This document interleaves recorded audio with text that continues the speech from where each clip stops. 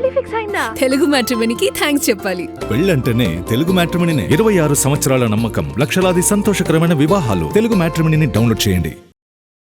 Recent గా జరిగిన తమిళ producers council meeting లో కీలక నిర్ణయాలు తీసుకున్నారు.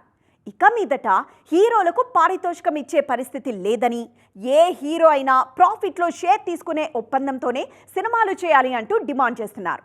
అంతేకాదు, టాలీవుడ్ ఇన్స్పిరేషన్తోనే మేము ఈ డిమాండ్లు చేస్తున్నాం అంటూ తమిళ నిర్మాతలు ఇచ్చిన కొసమెరుపు మన ఇండస్ట్రీలో కూడా కొత్త డిస్కషన్కు తెరలేపింది. కోలీవుడ్ లో కొత్త వివాదం తెర మీదకొచ్చింది. చాలా రోజులుగా హీరోల పారితోషికం విషయంలో పోరాటం చేస్తున్న నిర్మాతలు ఫైనల్ గా ఓ నిర్ణయం తీసుకున్నారు. తెలుగు హీరోలు తీసుకుంటున్నట్టుగానే తమిళ తారలు కూడా ప్రాఫిట్ లో షేర్ తీసుకోవాల్సిందే అన్న డిమాండ్ ను తెర మీదకు తీసుకొచ్చారు. ఈ నిర్ణయం మీద ఇప్పుడు టాలీవుడ్ సర్కిల్స్ లోనూ చర్చ జరుగుతోంది. అసలు టాలీవుడ్ లో హీరోల పారితోషికం ఎలా ఇస్తున్నారు? అందరు హీరోలు ప్రాఫిట్ లో షేరే తీసుకుంటున్నారా?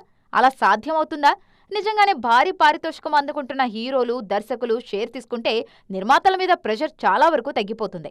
అలాంటప్పుడు ప్రొడక్షన్ నెంబర్ కూడా భారీగా పెరగాలి కదా. మరి టాలీవుడ్ లో ఆ పరిస్థితి కనిపిస్తుందా? సినిమా బడ్జెట్ లో major share hero, director payment కి వెళ్తుంది. అందుకే వాళ్ళు పేమెంట్ తీసుకోకుండా షేర్ తీసుకుంటే నిర్మాతకు చాలా రిలీఫ్ ఉంటుంది.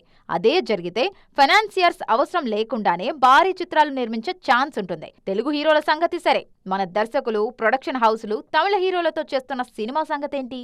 ఆ సినిమాల విషయంలో హీరోల పారితోషికం ఎలా ఇస్తున్నారు? ఇలాంటి ఎన్నో ప్రశ్నలు ఇప్పుడు ఫిల్మ్ నగర్లో చక్కర్లు కొడుతున్నాయి.